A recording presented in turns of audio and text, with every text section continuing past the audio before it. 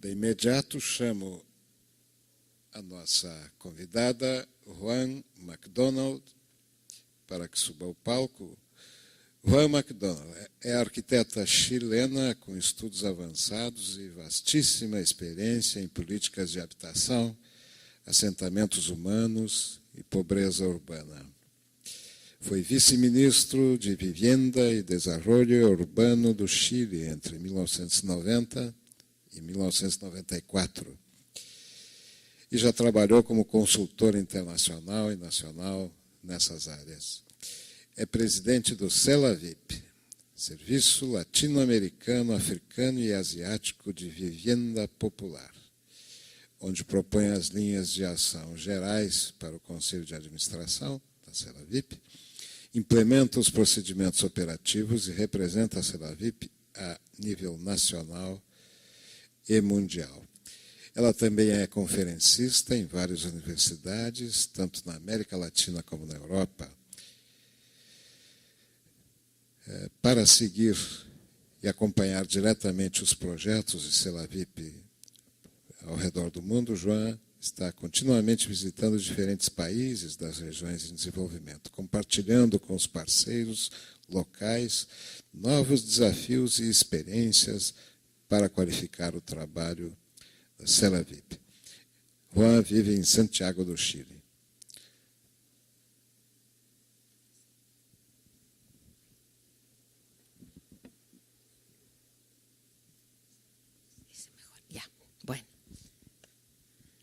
Buenos días a todos y en primer lugar muchas gracias a Paulo y a los organizadores del evento por haberme dado la oportunidad de estar con ustedes aquí compartiendo un poco lo que hacemos en CELAVIP, que es un organismo que desde Chile tenemos la parte técnica, la parte financiera está por ahí en un país europeo y entonces tratamos nosotros de trabajar con las comunidades más pobres de las pobres. Y en ese sentido, en muchos aspectos lo que yo les voy a contar ahora está lejos o por debajo de todos estos espacios y instrumentos de planificación que aquí se han descrito y ayer también. Porque, como dice nuestro fundador, el padre Van der Rest, el pobre o muere o vive fuera de la ley o muere dentro de la ley. Entonces muchas veces tiene que encontrar caminos para poder sobrevivir y construir. Nosotros trabajamos en los tres grandes continentes, en Latinoamérica primero muy fuertemente, después en Asia y en África. Y cada vez más nos va inquietando lo interesante y rescatable que es el trabajo que están desarrollando las comunidades en ese mundo. Vamos a ver si esto funciona. Ahí, ¿no? Para abajo, para arriba, ¿cómo hace? Acá. Siento mucho, pero esta parte tecnológica tengo que dominarla primero. Vamos a ver, ¿aquí es? ¿Esta? Era al otro lado. Ya. Bueno, entonces lo primero es comentarles a ustedes un poco lo que nos dice Naciones Unidas, dónde están nuestras ciudades, para indicarles también dónde estamos trabajando. Fundamentalmente, y viendo el desarrollo de la urbanización en el mundo y dónde están las ciudades más importantes, nosotros estábamos en los inicios trabajando mucho en Latinoamérica, hoy en día sobre todo en Centroamérica, pero también estamos en algunos proyectos de América del Sur, fuertemente en el sudeste asiático, en Vietnam, Corea, Camboya, Tailandia, Indonesia, Filipinas, muchísimo, mucho en la India y también en Pakistán, porque realmente el desarrollo de las ciudades ahí es tremendamente grande y no hay muchos elementos de planeamiento, así que la gente construye sus ciudades como sus tugurios y sus hábitats como puede. También nos está interesando cada vez más África, sobre todo África subsahariana, porque las cifras nos indican que ahí están apareciendo y se están consolidando ciudades que en los próximos 30, 40 años van a llegar siendo tremendamente importantes, sin mucha base económica, sin instrumentos de ningún tipo para poder pensar hacia dónde van a dar y con una cantidad de pobreza enorme. La experiencia nuestra es que, más allá de que yo también soy planificadora urbana, alguna vez estudié eso, yo lo que veo a lo largo de los viajes que hago para visitar los proyectos es que son dos los que hacen las ciudades. Por un lado, las inmobiliarias y por otro lado, la gente pobre, los carentes. No hay mucha presencia en los espacios donde yo me muevo para otro tipo de actores. Fundamentalmente las inmobiliarias con su acercamiento a lo que llamaríamos una planificación de torres de cristal y los pobres y las comunidades construyendo los tugurios. ¿De dónde salen los problemas principales que tienen nuestra gente, nuestras comunidades para construir un buen hábitat, una buena forma de ciudad? ¿Cómo agregarle a la ciudad valor desde la pobreza? Si ustedes ven en este gráfico los procesos de urbanización que han tenido los distintos continentes, verán que África y Asia, que son las dos líneas que están abajo, han tenido una urbanización bastante lenta y recién están empinándose sobre el 50% de población urbana.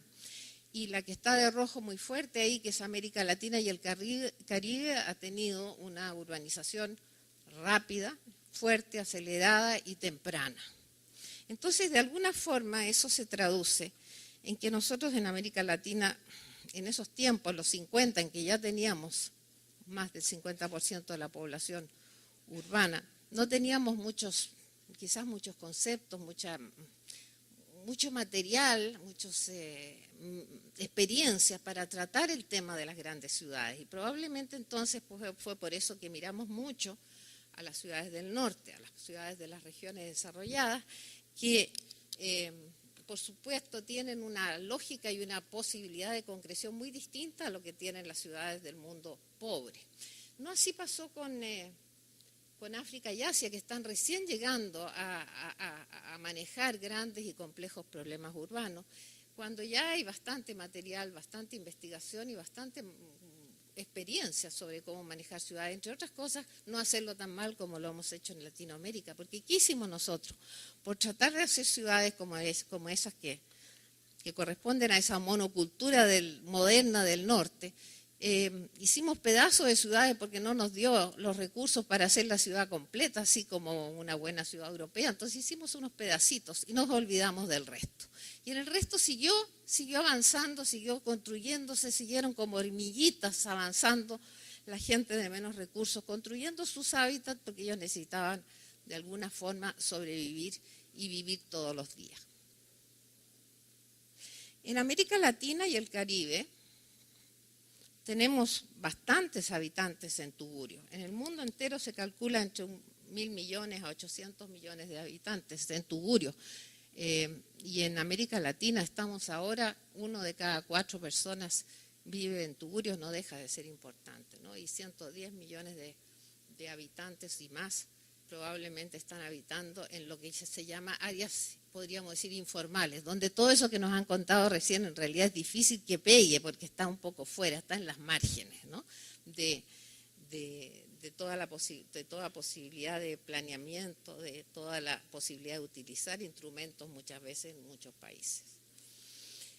Entonces, mi invitación es a sentarnos desde el tugurio a mirar un poco la ciudad convencional y no al revés, ¿no? Mirar desde lo que construye la gente con menos recursos, cómo podríamos articular una ciudad que en cierto modo sea más amable a las dos formas estas tan manifiestas de construcción del hábitat, una por el lado del negocio inmobiliario y detrás del negocio inmobiliario, o quizás los gobiernos detrás de ellos está el negocio inmobiliario, a veces se arman ahí unas combinaciones bien extrañas, ¿no es cierto? Y este otro grupo que es tan grande y que están tantas personas que siguen construyendo a su manera.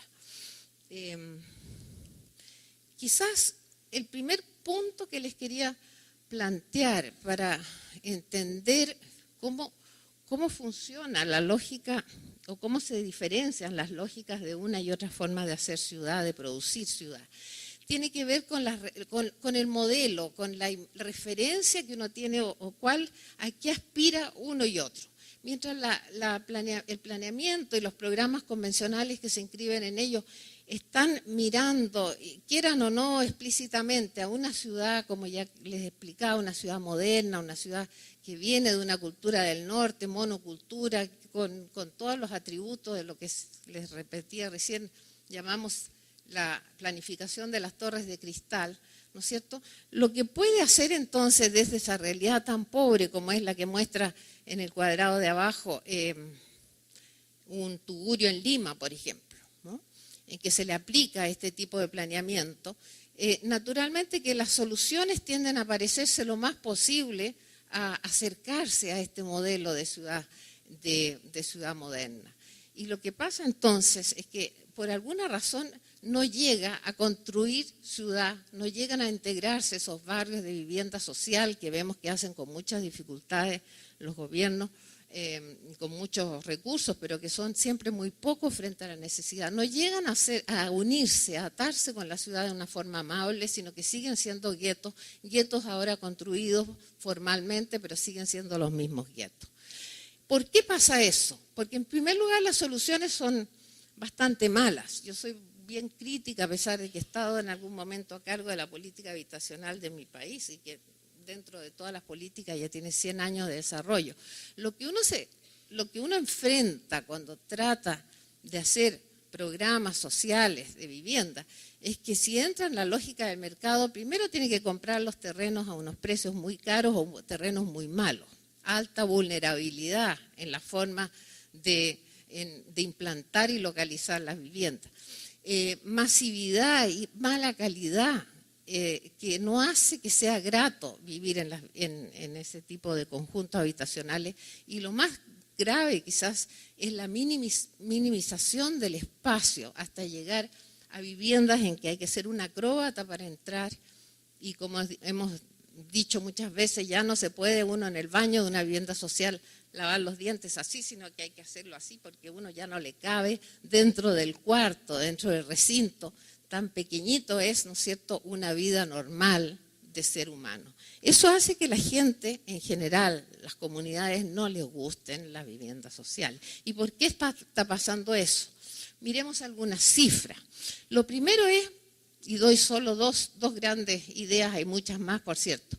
Miremos el gasto público social que hay en América Latina y el Caribe que nos entrega CEPAL en porcentajes del PIB.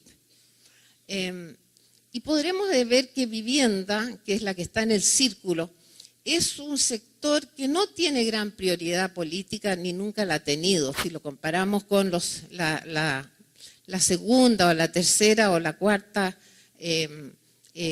conjunto de barras, la segunda es educación, la tercera es salud, la tercera es previsión y seguridad. Vivienda no es un gasto público que dentro del presupuesto en la mayoría de nuestros países se le dé mayor prioridad. Y es un sector caro, por lo tanto lo que se puede hacer siempre es muy poquito.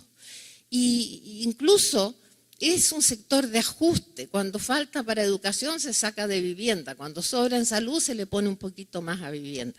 No hay muchas perspectivas desde el punto de vista del gasto público social para una intervención más vigorosa en términos de construcción de hábitat por parte del Estado. Y si nos vamos a pensar de que lo podrían financiar las personas, nos vamos topando con otra vergüenza fea que tenemos nosotros, que es nuestra evolución del ingreso, en que el decil más pequeño gana tantísimo menos que la gente más rica. Y más grave aún que eso, si ustedes ven esas barras que corresponden a una secuencia 80, 90, 2002, también sacado de CEPAL, van a ver que por lo menos en mi país estamos mal, estamos feos, pero no se está agravando. Pero en Argentina, si ustedes ven el decil 10, cada vez más, y en Brasil también en cierto modo, se sigue acentuando la mayor cantidad de proporción del ingreso que capta el último 10%, el 10% más rico de la población, frente a un 10% más pobre que cada vez gana menos. Entonces, por ese lado, por el lado de los aportes convencionales en dinero, va a ser poco lo que puedan hacer las familias. ¿Cómo es que hacen entonces? ¿Se dan cuenta ustedes? Eso se explica entonces que las políticas convencionales no funcionen y ellos han buscado otra forma, que yo les traigo aquí un caso de la India que he visto ahora en enero, me parece importante. Lo primero es que la referencia, si ustedes ven el cuadro de arriba, frente al Tugurio, no es la ciudad moderna de los rascacielos. Es un barrio un poco, o es una parte, o es una aspiración de ciudad un poco mejor. Ya veremos cómo hacemos otro salto después, pero vamos graduando nuestra imagen objetivo a lo que es posible. Entonces, lo primero es, hay un realismo mayor respecto a lo que uno quiere llegar como ciudad. Y eso es muy notorio porque las soluciones entonces empiezan a ser de este tipo. Ya no son soluciones fuera de, son soluciones que ellos hacen que quedan a veces a medio hacer. Algunas son más grandes, otras más pequeñas, pero son soluciones que van saliendo de ese realismo muy concreto de que se puede llegar a tener una mejor vivienda viviendo en un tugurio como el de abajito ahí, puede llegar entonces a tener una vivienda en primer piso y su tío o su mamá y su papá o sus hijos van a vivir en un segundo piso y no va a cada uno querer tener un apartamento propio o una casa propia. Ese realismo hace que, de alguna forma, la ciudad se vaya cosiendo o armando, uniendo mejor con ese tipo de proyectos. Pero también hay una segunda cosa. Los proyectos más efectivos que yo he visto en estos grandes intervenciones en el Asia y también ahora en África, es que no solo construyen con ladrillos, con cemento, con fierro.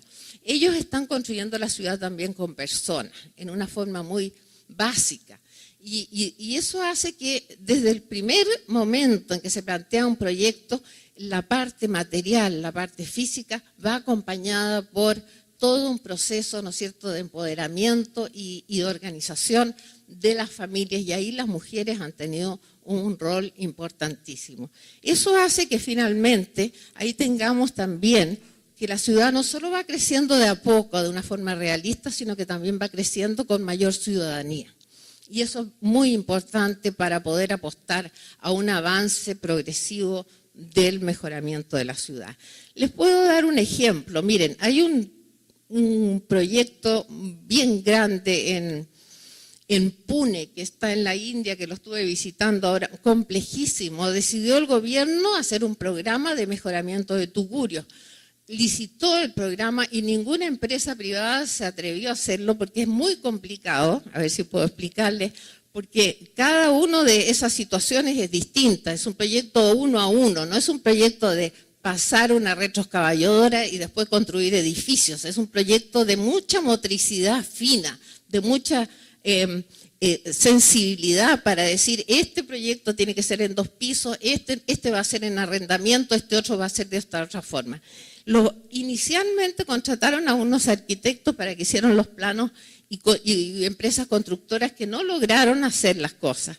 Bueno, ¿quiénes fueron finalmente los que lograron construir? Fíjense los tipos de la complejidad que refleja la cantidad de soluciones que tenía que tener este proyecto bastante grande. Déjeme ver cuántas tiene, cuántas son alrededor de, bueno, son como 500 casas más o menos las que entraron a hacerse ahí.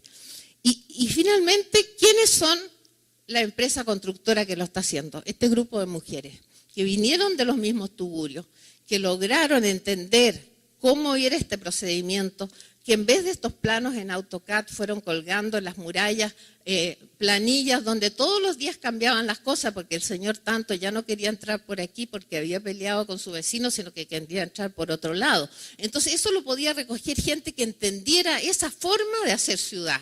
Y ahí están esas mujeres con sus archivadores, con sus alfombras en el suelo donde se sientan a discutir y llevar el programa. En India, que sí que son tiburones bien complicados. Los procesos, ¿cómo ocurren?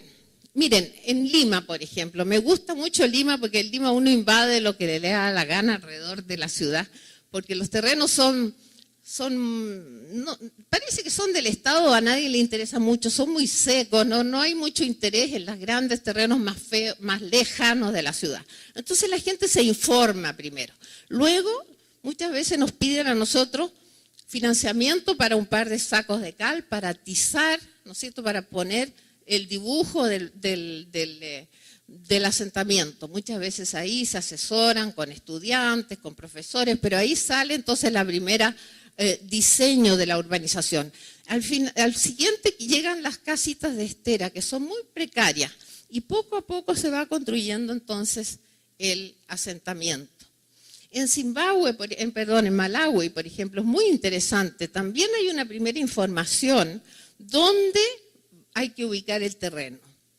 Se sientan y ubican un terreno que a veces es rural, que está en las afueras, por ejemplo, de Lilongwe, y entonces logran que alguien en el municipio, y eso es lo único que el municipio hace, les hace ese plano muy raro ahí con todo ese loteo básico. Y de ahí ya no hay más municipio, todo lo demás ocurre solo. Porque viene la primera ceremonia, y aquí quiero hacer énfasis en un aspecto que voy a retomar después, que es el cultural. La primera ceremonia que tiene que ver con la apropiación del terreno. Qué importantes son los ritos, qué importantes son los símbolos, sobre todo cuando uno trabaja en África y en Asia, donde todavía no estamos tan colonizados por esta cultura tan homogénea que nos han traído del sur. Bueno, la ceremonia de apropiación significa que todas las mujeres corren sobre el terreno que se les ha asignado, ¿no es cierto?, y con los pies descalzos, van apropiándose de la tierra y la hacen suya. Y de ahí para adelante viene todo un proceso muy interesante, de mucha energía cultural y física, en que la gente va preparando el suelo para hacer adobe, en que ya los hombres también ayudan a construir, y se va haciendo las viviendas. Y cuando las viviendas ahí atrás las pueden ver hechas, ustedes dicen ahora está listo el proyecto, ya están sentados de nuevo pensando ahora viene otra etapa, porque eso es otra cosa del proceso informal, nunca se acaba, siempre hay una nueva meta que hay que tratar de cumplir. Por eso que simplificando esto, voy a tomar un poquito de agua porque me estoy secando un poquito. Ya. Miren, simplificando el proceso, traté de comparar aquí lo que pasa con el convencional o el proceso que nosotros estamos acostumbrados, que nos enseñan en las escuelas de tal y tal cosa, y el proceso que hace la gente.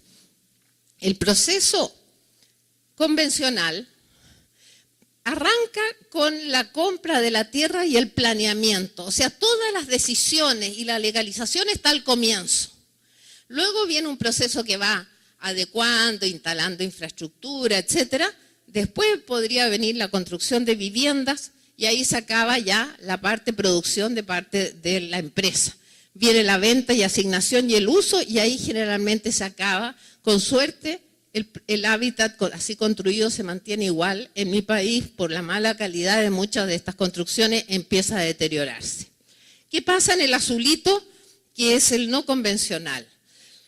Lo primero que hace la comunidad es poner en uso el suelo. Invade y ocupa un terreno y ya lo pone en uso. Ya no es un terreno que está ocioso hasta la venta y uso como en el de arriba. Se empieza a usar de inmediato, lo cual no deja de ser eficiente.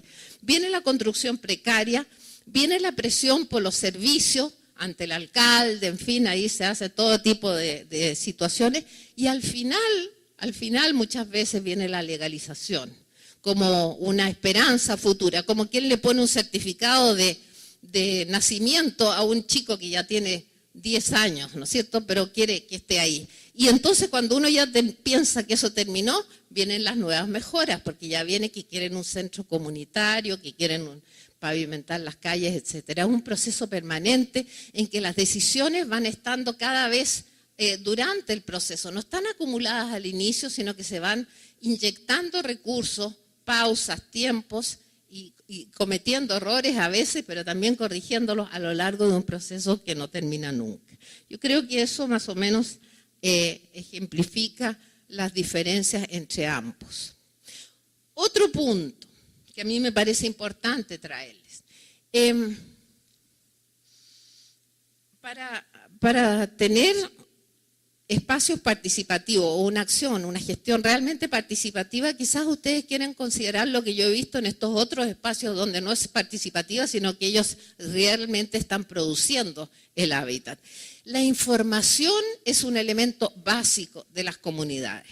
Si ustedes, y gran parte de los gobiernos y nosotros los profesionales nos defendemos de las comunidades escondiendo la información, haciéndola difícil, guardándola en nuestras oficinas o poniéndolas en un lenguaje que es difícil de entender por la gente. En Johannesburgo, yo recuerdo que uno ve el mapa de la ciudad y dice, mire, hasta aquí llega la ciudad. Pero usted se pone en el límite y ve que siguen los tugurios de largo. Entonces, ¿qué pasa? No los ponen en el mapa, porque si usted no pone un tugurio en el mapa, no existe. Para el alcalde o para quien sea, se puede dormir más tranquilo de noche. Entonces ellos dijeron, nosotros queremos ponernos en el mapa, nosotros queremos manejar, recolectar la información de nuestros tugurios nosotros, porque en la medida que tengamos esa información, como se dice siempre, información es poder. Al poder ellos entrar a una oficina de un alcalde con información suficiente que ellos mismos han recogido, la relación de poder es totalmente distinta. Se les escucha más y ellos son capaces de establecer prioridades con fundamentos, están dispuestos a rechazar soluciones porque nos sirven. Es otra relación entre la comunidad y la autoridad. En este caso, por ejemplo, en el mapa de arriba teníamos un problema en el terremoto que hubo en Chile. En 3 días se logró hacer un autocatastro con las propias familias, con beneficios no solo de un buen catastro, sino que también de un entrenamiento para el planeamiento, porque la gente se dio cuenta al hacer ellos mismos este tipo de estudios o de recolección de información, que quién estaba peor, quién estaba mejor, empezaron a mediatizar sus propias necesidades y a conocerse y establecer un contacto. Eso lo he visto que opera en Manila, opera en Indonesia, en muchas partes. En Ciudad del Cabo, por ejemplo, empiezan con proyectos, con planitos tan sencillos como eso. Cada familia dibuja más o menos, van poniendo ahí cuántos chicos tienen. Después todos estos pedacitos se van uniendo, a veces en una casita tan pobre que no hay ni una mesa, así que hay que ponerlos en el suelo de alguna forma. Estos pedazos, los planos grandes no sirven para trabajar en un conjunto de estos tugurios, porque no hay espacio para extenderlos, tienen que ser accesibles, ¿no es cierto? Entonces se van uniendo entre sí y posteriormente la gente va con alguna ayuda juntando y haciendo planos para después tener una posición y poder decir qué cosas quieren hacer y qué cosas no quieren hacer. Si esos planos se ponen, esa información se pone también en el tugurio para que cada uno que vaya pasando conozca qué es lo que hay, qué es lo que falta, quién vive como vive, mejor aún, ¿no es cierto? Otro elemento, para ir más rápido. Las escalas de intervención. Nosotros siempre decimos, bueno, hay 1.000 millones o 800 millones de gente en tugurio. Sin embargo, al momento de tomar decisiones de proyectos, los proyectos que más abundan son los proyectos chiquititos. Los proyectos pilotos, los proyectos boutique, como le llamamos nosotros, que una cooperación puede financiar en un lugar donde ocurrió una catástrofe y que es tan exquisito todo y es tan caro cada una de las soluciones porque es muy perfecta que realmente no beneficia más que una gota en el océano.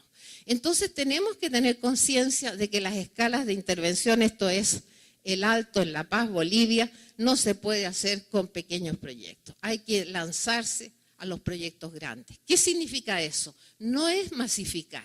Lo que la gente ha hecho en Asia y en África también ahora cada vez más es articular acciones de grupos más pequeños hasta generar federaciones que ya están siendo interregionales. Tenemos el SDI, que sería interesante que ustedes lo vieran en su página web, es sdi.net,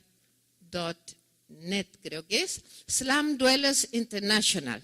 Opera desde Camboya hasta Bolivia.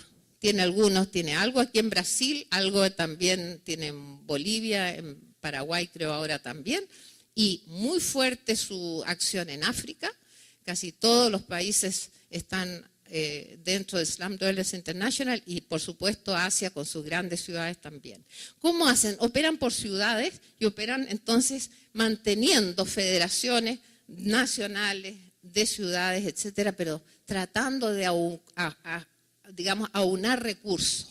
A veces los esquemas de ahorro que ellos impulsan, que es muy interesante porque aquí en Latinoamérica siempre decimos el ahorro no pueden ahorrar la gente tan pobre. En todos los países que yo he visto se ahorra 1 rupia al día, pero si usted tiene 1 millón de pobres en Mumbai va a juntar 1 millón de rupias al día.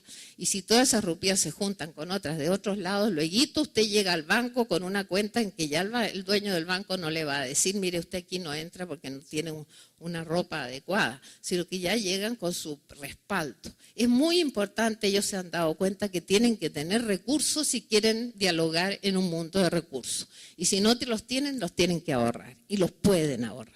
Es un mito que la gente más pobre no pueda ahorrar. Eso yo lo he aprendido. La primera reacción es siempre, no se puede. Pero entonces ellos tienen sistemas en que mandan horizontalmente un grupo para que vea a otro y les digan cómo ellos mismos arrancaron de un momento dado con una extrema pobreza y ahora tienen sus cuentas en el banco y pueden ya poder decir, mire señor alcalde, usted póngame tanto, pero yo tengo tanto ya.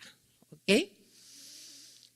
2 proyectos, uno antiguo y uno nuevo, solo para mostrarles así de pasadita que son grandes. Uno que ustedes lo deben conocer, que lo inició Arif Hassan hace mucho tiempo en Pakistán, que es el Orange Pilot Project, OPP, que lo pueden encontrar también. A mí me parece interesante porque empezó hace mucho tiempo, en el año 80, y todavía, a pesar de que en Karachi ya terminó, pero está replicándose en otras ciudades de Pakistán, con una escala enorme. Está a cargo esta chica de rojo ahí, que es una arquitecta planificadora urbana, que está asesorando a las comunidades a través de un instituto que ellos tienen, pero son las comunidades las que están desarrollando este tremendo proyecto que afecta o que involucra a 1 millón de personas. Han construido 72.000 letrinas, 40.000 metros lineales de tubos de alcantarillado, están mejorando más de 100.000 viviendas con 2 arquitectos. Me dicen ellos, nosotros no podemos con 2 arquitectos hacer planos, nosotros tenemos que tener esos 2 arquitectos para que formen gente de la comunidad que llaman ellos arquitectos de comunidad. O sea, está la necesidad de profesionales que simplemente hay que traspasar esos conocimientos para que los otros puedan seguir, ¿no es cierto? Y eso ha sido un proyecto que a mí me parece, si a alguien le interesa la escala, es interesante. Y otro que está funcionando ahora, que me parece también, para ir cerrando aquí, es el proyecto ACA, que viene siendo el proyecto de la Coalición Asiática para la Acción Comunitaria. Cuando arrancó eran 107 ciudades en Asia, en varios países, quieren llegar a 150 ciudades en 3 años con 11 millones de dólares, no son de gobierno. Para el periodo 2009-2011, esos 11 millones de dólares, gran parte de eso viene de la Fundación Bill Gates, que quedó tan entusiasmada con esto. O sea, ellos ni siquiera están vinculados a que les guste al gobierno, no, sino que ellos tienen el poder para decidir lo que van a hacer. ¿Y qué hacen? Solamente mostrarles el presupuesto. Ellos tienen un presupuesto que quizás lo más interesante que tiene que ver con lo de los procesos, ¿no? Es que el 60% se va a proyectos de inversión dura o hardware y el 40% se va a procesos. Eso es interesante en la composición, porque uno diría que es raro, ¿no? Se va a fomentar el ahorro, incluso tienen un 2.7%, lo moradito ahí, para entender las ciudades. Son cosas que van surgiendo de las comunidades, eso lo han armado ellos, ¿no? Eso no lo ha hecho un técnico. Algo para rehabilitación de desastres, para estudiar cómo ver los desastres, en fin, 40% para fortalecer entonces la región y esas 150 ciudades para que puedan operar juntas. Y el resto se divide en proyectos grandes y pequeños. Y miren ustedes los montos. Los proyectos pequeños menos hasta $3.000. Esa es otra cosa interesante. Nosotros siempre trabajamos porque el Banco Mundial nos tiene medio así, ya nos tiene metidos con que tenemos que trabajar con grandes sumas. Los proyectos de la gente que cuando las hacen las comunidades y cuando uno quiere hacerlas con ellas son proyectos pequeños porque eso sí los pueden manejar. $3.000 lo puede entender una comunidad. $3 millones no lo entiende. Entonces, con $3.000 empieza a operar el sistema, ¿no es cierto? Proyectos pequeños, arreglar una mezquita, hacer un puente, mejorar el saneamiento de una calle, etc. Y solamente un 36% de proyectos más grandes, hasta 40.000 tampoco es tan grande, ¿no? Para rehabilitar, para relocalizar comunidades en zonas de riesgo, distintos tipos de proyectos que hacen allá a inversiones mayores. Me parece que el proyecto ACA también sería interesante si alguien se interesa de mirarlo. En la web tiene muy buenos reportes y creo que es un proyecto que va a finalmente involucrar a todas las ciudades del Asia, porque está creciendo y está muy interesada una serie de gestores que miran de afuera y dicen, miren lo que están haciendo estas comunidades sin siquiera preguntarnos a nosotros, mejor nos plegamos a ellos porque si no nos vamos a quedar fuera. Otro tema, estrategias, tengo un ratito, ¿ya estamos? Bueno, ¿qué hace una comunidad que está enfrentándose a ese gigante que es, por un lado, el poder del dinero y por otro lado, el poder de los instrumentos de planificación que son bastante, que los dejan muchas veces no hacer muchas cosas? Entonces ellos han descubierto que pelear o discutir o enfrentarse es más riesgoso que buscar estrategias de consenso. Eso es interesante porque hasta ahora en América Latina estamos muy familiarizados con todo tipo de movimientos populares que son fundamentalmente reivindicativos, que marchan con sus banderas por las calles y que ojalá puedan sacar al alcalde de su lugar, y eso sería su triunfo. Bueno, en África y en Asia las cosas son distintas porque también es más riesgoso, pero ha resultado bien y quiero mostrarles este caso en que se ha evitado la confrontación. Esto es en Bangkok. Ustedes saben, Bangkok se llama la Venecia del Asia porque está totalmente perforada por todo tipo de canales que son muy bonitos turísticamente, pero también hay bastante insalubridad en la vivienda que se da ahí. Y ahí estaba este grupo que decidió entonces, el de arriba, hacer un proyecto que al otro lado, todavía abajo, está la comunidad como estaba. Esto es una maqueta hecha por una escuela de arquitectura después, en que se apretaron muchísimo los espacios, en que hicieron muchas concesiones ellos que vivían más ampliamente, hicieron un proyecto y lo propusieron al alcalde. El proyecto resolvía una serie de cosas que no solamente eran para la comunidad, también permitía limpiar el borde del río a ese lado. Yo no sé si tengo la foto aquí, no voy a mostrarla después. Aquí está, aquí ya lo vi construido, hay una acera ahí, ¿no es cierto?, que donde ya se sanea el borde del canal. La extracción de la basura se produce por el canal en una lancha que va a estos basureros que están ahí, los recoge.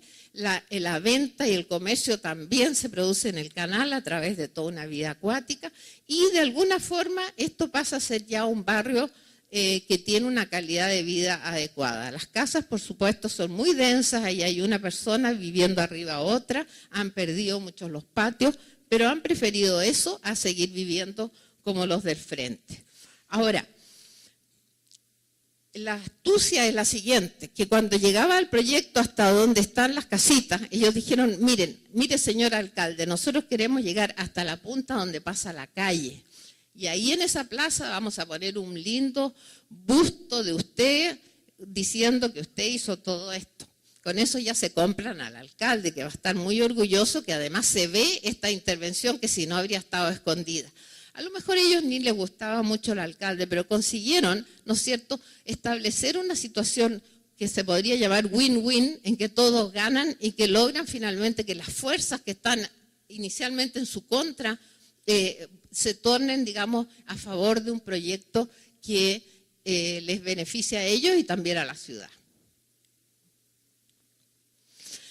Simplificando eso, yo diría que lo que he estado viendo que ha ido cambiando desde el esquema que está al comienzo, en que hay una relación lineal de sector privado detrás de los gobiernos o adentro de los gobiernos, como sea, que tiene unas ideas contra los habitantes, y si hay ONG y activistas que están digamos, detrás de ellos dándoles elementos para sus reivindicaciones, esa lucha, esa confrontación única en un punto no los favorece, porque es muy difícil ganar.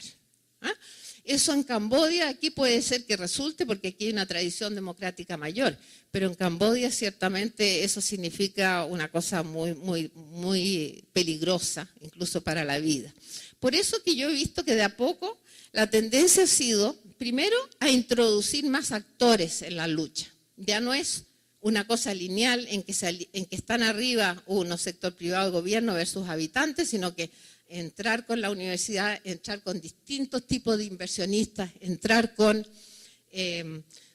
las empresas públicas, con las empresas privadas, en fin, establecer una red más plana, no tan lineal, en que los conflictos se puedan resolver en distintos puntos y negociar en más momentos. Que ciertas cosas se negocian, pequeñas negociaciones con la empresa del agua, una negociación con el que da el catastro de la tierra, o en fin, ir entonces desarticulando esta lucha de los buenos contra los malos versus una lucha más generalizada en que es posible resolver y mediar los problemas de una manera mejor. ¿Okay? Bueno, y finalmente un tema complicado. Si uno va al diccionario para ver participación, va a ver que tiene una definición interesante. Dice que es tener parte, tomar parte y ser parte de algo. Y a mí me ha parecido interesante planteárselos a ustedes porque son niveles muy distintos de participación. Yo diría que en lo de tener parte significa básicamente darle a todas las habitantes de una ciudad acceso a bienes y servicios que todos tienen y que es justo que, en fin, todos tengan agua, que tengan un buen saneamiento, tengan una vivienda, tengan todo lo demás. En eso nosotros tenemos en la América Latina políticas relativamente efectivas que han resuelto las políticas sociales de alguna forma con buena localización, que en general la gente, podríamos decir, tiene parte, o muchos tienen parte de la ciudad. Tomar parte ya es lo que propiamente quizás sería el motivo de este congreso, porque tomar parte ya es participar en los espacios de decisión. Yo creo que los presupuestos participativos son fundamentales en eso, y hay muchas otras metodologías y estrategias para poder hacer que la gente tome parte del proceso de creación de la ciudad. Lo que es más complicado es el tercer nivel, de ser parte, porque eso ya significa una aceptación mutua, el aceptar identidades, el aceptar cultura. Y eso ya es una discusión que nos lleva a decir que si no logramos realmente una articulación entre los ciudadanos de una ciudad, va a ser muy difícil que ellos se puedan sentir parte. Sheila Patel, una amiga india que es parte del directorio de Cities Alliance, escribía el otro día, me mandaba sus notas para un congreso en Noruega sobre cultura y ciudad, y escribía algo como esto: las ciudades están hoy en la encrucijada, y yo diría el planeamiento urbano está hoy en la encrucijada en nuestros países, si va a seguir validando los modelos culturales de planeamiento urbano que vienen de esta monocultura urbana con el vehículo, con el mall, con todo lo demás, y aplastando todas las otras formas de cultura que están en países, quizás a nosotros no nos parezca tan grave, pero en África, en Asia, donde hay tanta presencia de culturas, en que a veces los que tienen vehículos son un 5% de una enorme ciudad. Subeditarlos a todos, ¿no es cierto?, a una forma de planificación urbana que tiene una visión, queramos o no, muy sesgada por la ciudad moderna, eso es lo que tenemos que entrar a revisar. Yo creo que es un tema interesante, un tema fascinante. ¿Cómo hacemos que esas culturas milenarias que están en África, que están en Asia, que son otras formas de hacer ciudad, podemos preservarlas en la ciudad moderna y hacerlas convivir con lo otro que parece inevitable, ¿no?, que llegue de alguna forma? ¿Cómo hacer un equilibrio, ¿no es cierto?, de modo que ambas formas de de cultura urbana puedan convivir y enriquecerse entre ellas. Eso es un poco lo que aquí ejemplifico finalmente en esta gráfica, me parece que es de Caracas, ¿no? Esta es la forma de hacer, la de allá es la forma de hacer planificación de alguna forma muy ordenada con los instrumentos disponibles. Aquí hay otro mundo. Este mundo lo podemos dejar fuera, tratar de invadirlo con lo de allá y tratar de convertirlo en una cosa cuadriculada, muy ordenadita, o podemos tratar de hacer de que lo mejor de los dos mundos realmente construya una ciudad mejor. Eso es, creo, el desafío. Nosotros estamos en esta otra parte del mundo, pero ustedes tienen que hacer de alguna forma, creo, a través de sus instrumentos, una manera de que los dos grandes productores de hábitat, que son las inmobiliarias y los pobres, den lo mejor de sí mismos para una mejor ciudad. Gracias.